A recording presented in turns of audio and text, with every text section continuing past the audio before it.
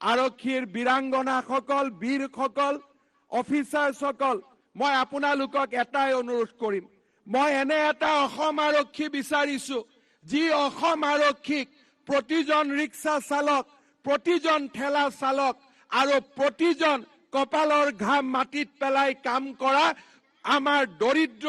আৰু নিম্ন মধ্যবিত্তৰ লোকে নিজৰ বন্ধু বুলি গণ্য কৰিব পাৰে ৰিক্সা চালকৰ মূৰত লাঠিৰ মাৰ কোবোৱা অসম আৰক্ষী আমাক নালাগে তেওঁলোকক মৰমেৰে তেওঁলোকৰ চমৰ স্বীকৃতি দিয়া এটা আৰক্ষী বাহিনী আমাক লাগে আমাক এনেকুৱা এটা আৰক্ষী বাহিনী লাগে যি মোৰ মা আৰু মোৰ ভণ্টিয়ে ৰাতি 2টা বজাতো থানালৈ যাব পাৰে কোনো এজন মদ খোৱা মানুহে বাইদেউ আৰু মাসকলক সাক্ষাৎ নকৰে 24 ঘণ্টাই অসম আৰক্ষীয়ে অসমৰ জনসাধাৰণৰ সেৱাৰ বাবে 24 ঘণ্টাই কাম কৰে আৰক্ষীৰ বীৰাংগনাসকল বীৰসকল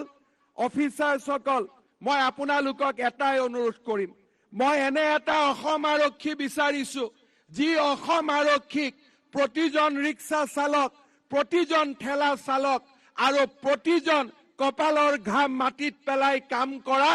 আমাৰ দৰিদ্ৰ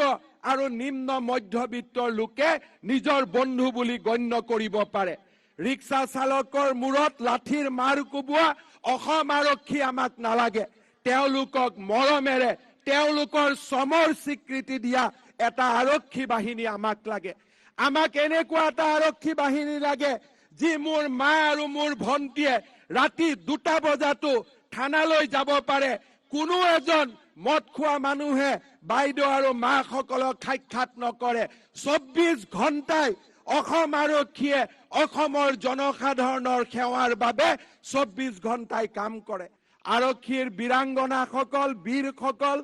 অফিচাৰসকল মই আপোনালোকক এটাই অনুৰোধ কৰিম মই এনে এটা অসম আৰক্ষী বিচাৰিছো যি অসম আৰক্ষীক প্ৰতিজন ৰিক্সা চালক প্ৰতিজন ঠেলা চালক আৰু প্ৰতিজন কপালৰ ঘাম মাটিত পেলাই কাম কৰা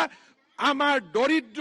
আৰু নিম্ন মধ্যবিত্তৰ লোকে নিজৰ বন্ধু বুলি গণ্য কৰিব পাৰে ৰিক্সা চালকৰ মূৰত লাঠিৰ মাৰ কোবোৱা অসম আৰক্ষী আমাক নালাগে তেওঁলোকক মৰমেৰে তেওঁলোকৰ চমৰ স্বীকৃতি দিয়া এটা আৰক্ষী বাহিনী আমাক লাগে আমাক এনেকুৱা এটা আৰক্ষী বাহিনী লাগে যি মোৰ মা আৰু মোৰ ভণ্টিয়ে ৰাতি 2টা বজাতো থানালৈ যাব পাৰে কোনো এজন মদ খোৱা মানুহে বাইদেউ আৰু মাসকলক সাক্ষাৎ নকৰে 24 ঘণ্টাই অসম আৰক্ষীয়ে অসমৰ জনসাধাৰণৰ সেৱাৰ বাবে 24 ঘণ্টাই কাম কৰে